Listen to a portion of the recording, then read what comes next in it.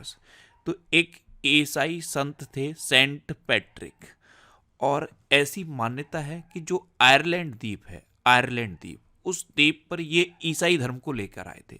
ये खुद आयरलैंड द्वीप पर ईसाई धर्म को लेकर आए थे, और इनके बारे में कई किंवदंतियां फेमस हैं। किंवदंती का मतलब जानते हो? कही सुनी बातें जिनका कोई लिखित में प्रमाण नहीं होता। तो इनके बारे में बहुत सारी किंवदंती हैं। ये आयरलैंड पर ईसाई धर्म को लेकर आए, इन्होंने आयरलैंड द्वीप को सांपों से मुक्त कर दिया है, इस तरह की बहुत सारी किंवदंती हैं। तो ध्यान रखना, सेंट पैट्रिक दिवस ये हर साल 17 मार्च को मनाया जाता है। अच्छा, 1 मार्च को शून्य भेदभाव दिवस और विश्व नागरिक सुरक्षा दिवस मनाया गया।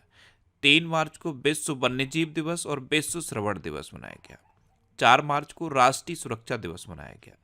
6 मार्च को घाना स्वतंत्रता दिवस मनाया गया। 7 मार्च को जन औषधि दिवस मनाया गया।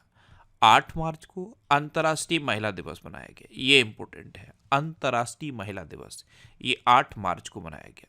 10 मार्च को सीआईएसएफ का स्थापना दिवस और अंतर्राष्ट्रीय महिला न्यायाधीश दिवस मनाया गया। 11 मार्च को वर्ल्ड प्लम्बिंग डे मनाया गया। 12 मार्च को मॉरिशस दिवस मनाया गया। 13 मार्च को धूम्रपान निषेध दिवस मनाया गया। 14 मार्च को विश्व किडनी दिवस और विश्व मानव विज्ञान दिवस मनाया गया। 15 मार्च को विश्व उपभोक्ता अधिकार दिवस मनाया गया, और 16 मार्च को राष्ट्रीय टीकाकरण दिवस मनाया गया। तो मार्च में अब तक इतने इंपॉर्टेंट डे मनाए गए हैं, ये आपको याद रखने हैं। अच्छा, आज की इस वीडियो का हम टारगेट रखते हैं 40 या लाइक का। तो अगर ये वीडियो आपको अच्छा लगता है, हेल्पफुल लगता है, तब आप इस वीडियो को लाइक और शेयर जरूर किया करो। और मैं आपको भी बोलता हूँ, डेली मॉर्निंग में उठकर सबसे पहले अपने लिए एक टारगेट फिक्स करो, चाहे छोटा सा ही टारगेट फिक्स करो, लेकिन डेली मॉर्निंग में उठकर सबसे पहले अपने लिए एक टारगेट फिक्स करो और फिर अपना पूरा दिन उस टारगेट को अचीव करने में लगा दो। आपकी लाइफ ऑटोमेटिकली अच्छी हो जाएगी। नेक्स्ट क्वेश्चन है, किस देश में ज्वालामुखी विस्फोट के बाद आपातकाल की घोषणा की गई? तो अभी आइसलैंड में ज्वालामुखी विस्फोट के बाद आपातकाल की घोषणा की गई। तो इस क्वेश्चन का सी ऑप्शन सही है। आइसलैंड में एक ज्वालामुखी विस्फोट हुआ है, और इस ज्वालामुखी विस्फोट के बाद दक्षिणी आइसलैंड में पूरी तरह से आपातकाल की घोषणा की गई है।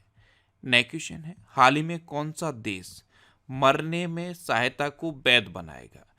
तो फ्रांस अभी मरने में सहायता को लीगल बनाएगा। तो इस क्वेश्चन का बे ऑप्शन सही है।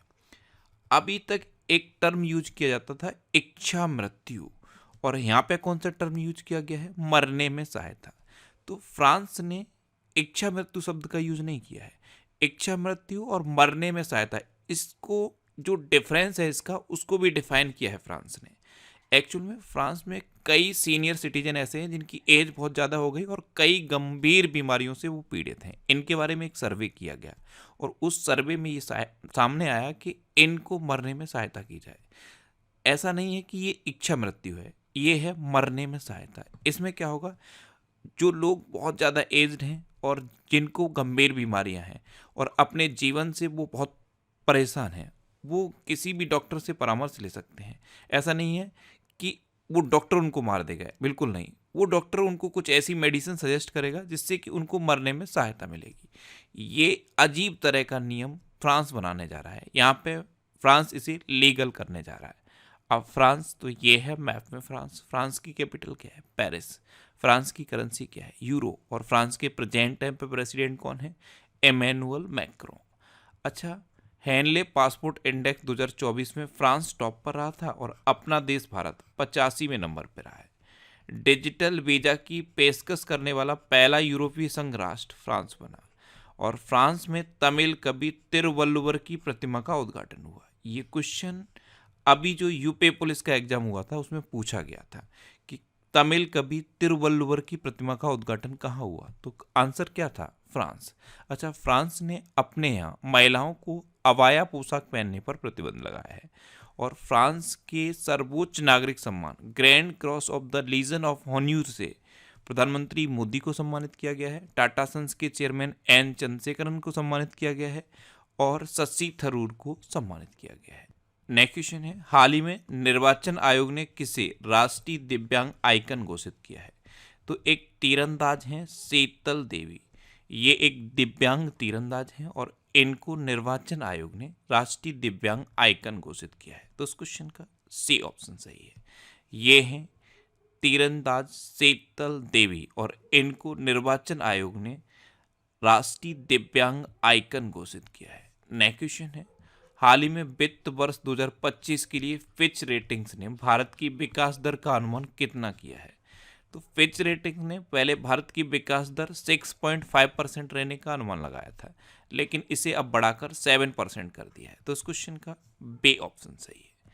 नेक्स्ट क्वेश्चन है, हाल ही में द्विपक्षीय संबंधों को बढ़ावा देने के लिए किस देश के विदेश मंत्री सरगेई एलेनिक भारत पहुंचे हैं? तो सरगेई एलेनिक ये बेलारूस के विदेश मंत्री हैं और ये अभी भारत पहुंचे हैं। तो इस क्वेश्चन का ए ऑप्शन सही है। ये हैं सरगेई एलेनिक, ये बेलारूस के विदेश मंत्री हैं। अब बेलारूस, तो ये है मैप में बेलारूस। बेलारूस की कैपिटल क्या है? मिन्स्क। बेलारूस की करेंसी क्या है? Belarus rouble. और बेलारूस के प्रेजेंट टाइम पे प्रेसिडेंट कौन है? Alexander Lukashenko. नेक्स्ट क्वेश्चन है, हाल ही में सीबीएसई का नया अध्यक्ष किसे नियुक्त किया गया? तो अभी राहुल सिंह को सीबीएसई का नया अध्यक्ष नियुक्त किया गया। तो इस क्वेश्चन का सी ऑप्शन सही है। ये हैं राहुल सिंह और इन्हीं को सीबीएसई का नया अध्यक्ष नियुक्त किया गया है। अच्छा, सीबीएसई यानी कि central board of secondary education, इसकी स्थापना कब हुई थी? 1929 में। इसका हेडक्वार्टर कहाँ पे है? न्यू दिल्ली में। और सीबीएसई के अब नए अध्यक्ष तो यही नियुक्त हो गए हैं, राहुल सिंह। अच्छा, अभी किशोर मकवाना ने एनसीएसई के अध्यक्ष का कार्यभार संभाला। श्री एएस राजीव को सीबीएसई में सतर्कता आयुक्त नियुक्त किया गया। संसद सुरक्षा का प्रमुख अनुराग अग्रवाल को बनाया गया। राष्ट्रीय अनुसूचित जनजाति आयोग का सदस्य आशा लकड़ा को नियुक्त किया गया और बैंक ऑफ इंडिया का गैर कार्यकारी अध्यक्ष एमआर कुमार को नियुक्त किया गया। नेक्स्ट क्वेश्चन है, हाल ही में स्टार्टअप महाकुंभ कहाँ शुरू होगा? तो स्टार्टअप महाकुंभ ये अभी नई दिल्ली में शुरू होगा। तो इस क्वेश्चन का बी ऑप्शन सही है। नेक्स्ट क्वेश्चन है, भारत की नुमालीगढ़ रिफाइनरी लिमिटेड ने किस देश में अपने पहले अंतर्राष्ट्रीय कार्यालय का उद्घाटन किया? तो नुमालीगढ़ रिफाइनरी लिमिटेड इसने अभी बांग्लादेश में अपने अंतर्राष्ट्रीय कार्यालय का उद्घाटन किया। तो इस क्वेश्चन का सी ऑप्शन सही है। अब बांग्लादेश में किया तो ये है मैप में बांग्लादेश। बांग्लादेश की कैपिटल क्या है? ढाका। बांग्लादेश की करेंसी क्या है? टका। बांग्लादेश की प्रेजेंट टाइम पे प्राइम मिनिस्टर कौन है? शेख हसीना। और बांग्लादेश के प्रेजेंट टाइम पे प्रेसिडेंट कौन है? मोहम्मद शहाबुद्दीन। अच्छा, अभी बांग्लादेश सुन के कुछ याद आया? बांग्लादेश की जो प्रधानमंत्री हैं शेख हसीना, इन्होंने मुस्लिम देशों के बीच व्यापार के लिए एक मुस्लिम करेंसी का सुझाव दिया है। अच्छा, बांग्लादेश की प्रधानमंत्री ने मुस्लिम देशों के लिए एक साझा मुद्रा की वकालत की, ये मैंने अभी आपको बताया है। बांग्लादेश में 2 दिवसीय नजरुल उत्सव शुरू हुआ। खासी स्वतंत्रता सेनानी यूतरोट सिंह की प्रतिमा का अनावरण ढाका में किया गया और बांग्लादेश ने अंडर 19 एशिया कप खिताब जीता है। नेक्स्ट क्वेश्चन है, भारत के पूर्व सेना प्रमुख का निधन हुआ है, उनका नाम क्या है? तो भारत के पूर्व सेना प्रमुख थे लक्ष्मी नारायण रामदास, इनका भी निधन हो गया। तो इस क्वेश्चन का बी ऑप्शन सही है। ये थे भारत के पूर्व सेना प्रमुख लक्ष्मी नारायण रामदास और इनका अभी निधन हो गया है। नेक्स्ट क्वेश्चन है, हाल ही में भारत इटली सैन्य सहयोग समूह की बैठक का 12वां संस्करण कहाँ आयोजित किया गया? तो भारत इटली सैन्य सहयोग समूह की बैठक का 12वां संस्करण ये अभी नई दिल्ली में आयोजित किया गया। तो इस क्वेश्चन का ए ऑप्शन सही है। नेक्स्ट क्वेश्चन है, हाल ही में किसने टिकटॉक पर प्रतिबंध लगाने के लिए विधेयक पारित किया? तो अभी अमेरिका ने टिकटॉक पर प्रतिबंध लगाने के लिए विधेयक पारित किया है। तो इस क्वेश्चन का सी ऑप्शन सही है। अब अमेरिका, तो अमेरिका के प्रेसिडेंट कौन है? जो बाइडन। अमेरिका ने भारत को 31 प्रेडेटर ड्रोन बेचने की मंजूरी दी। स्टार्टअप फंडिंग वैश्विक रैंकिंग 2023 में अमेरिका टॉप पर रहा। भारत और अमेरिका के बीच संयुक्त अभ्यास वज्र प्रहार ये उमरोई में हुआ। फिनटेक यूनिकॉर्न के मामले में यूएसए टॉप पर रहा है। भारत के बाहर डॉक्टर भीमराव अंबेडकर की सबसे बड़ी प्रतिमा का अनावरण मैरीलैंड में किया गया। अच्छा, इंडिया और अमेरिका के बीच में कौन कौन सी डिफेंस एक्सरसाइज होती हैं? कोप इंडिया, टाइगर ट्रम्प, वज्र प्रहार और युद्ध अभ्यास। नेक्स्ट क्वेश्चन है, हाल ही में भारत के पहले इंडोर एथलेटिक्स और जलीय केंद्र का उद्घाटन कहाँ किया गया? तो भारत के पहले इंडोर एथलेटिक्स और जलीय केंद्र का उद्घाटन ये अभी भुवनेश्वर में किया गया। तो इस क्वेश्चन का बी ऑप्शन सही है।